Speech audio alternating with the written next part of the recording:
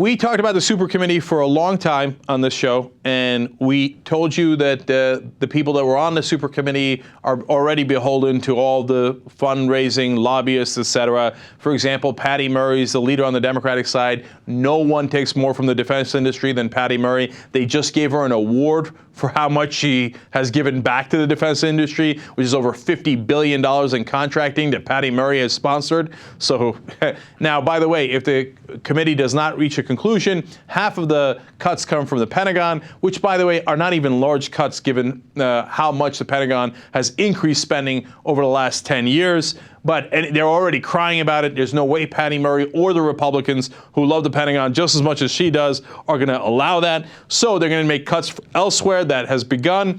And what have the Democrats done? What they always do. They have done preemptive concessions. Look, this is the same old movie. So here come the Democrats saying, okay, we'll do $3 trillion in cuts. Now, wait a minute. They were only supposed to do $1.2 trillion. But here they come over the top. At most $1.5 trillion. But they're going to $3 trillion. Now, about a little over 50% of that is in tax revenue. So that's good, okay? But nearly 50% is in spending cuts. Now, the spending cuts are the things that the Democrats are supposed to concede to at the end, but not the Democrats. Of course, they immediately volunteered. In fact, there's going to be $500 billion of cuts from Medicare and other health programs, according to the Democratic plan, not the Republican plan. And so Social Security will have what they call a less generous measure of inflation going forward. It wasn't that generous to begin with. So they're also cutting your Social Security. And overall, there will be, as I said, well over $1 trillion in spending cuts. And then they add $300 billion in stimulus. God knows what that's for, probably, if you look into the details, to give more breaks to the business companies, right? And so liberals are upset. And I'm amused at their frustration, to be honest with you. Because whether it's progressive groups or liberal Democrats, however little of them there remains in Congress, they're turning around to the Supercommittee and going, what are you doing? Why didn't you just give away all the things we would at most have given at the end of the negotiations before the Republicans even put forward their plan? And the Democrats are like, oh, oops. Oh, I guess we screwed that up.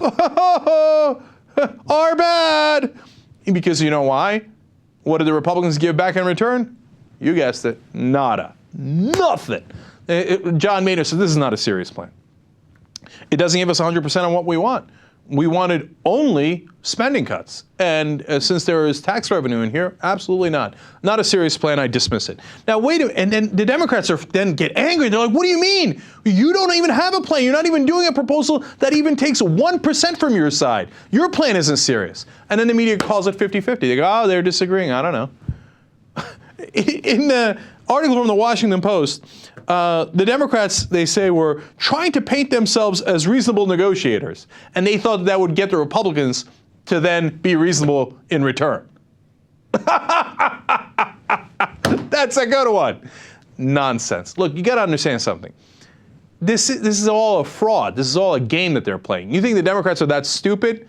And every person who's frustrated on the progressive side keeps saying they're the world's worst negotiators, something I've said before. But I realize now that's not true. Nobody is this bad at negotiation, especially after you've seen it over and over again with the raising of the debt ceiling, with the budget negotiations. They do it every single time. Nobody is that colossally stupid that you go to a negotiation and go, here, I give you everything. Oh, you didn't give me anything back.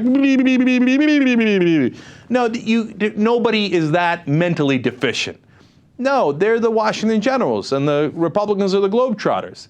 It's a fixed game. The Democrats are supposed to lose. They're supposed to give away the store. And here's what will happen as we go forward.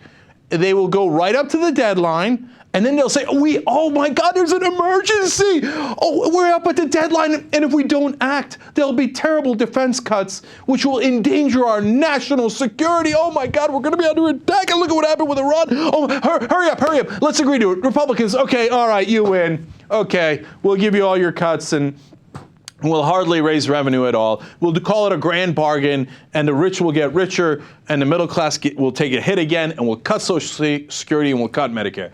Write it down in stone. That is what is going to happen with the Supercommittee. I've said it for months that will be the eventual conclusion of all of these dealings.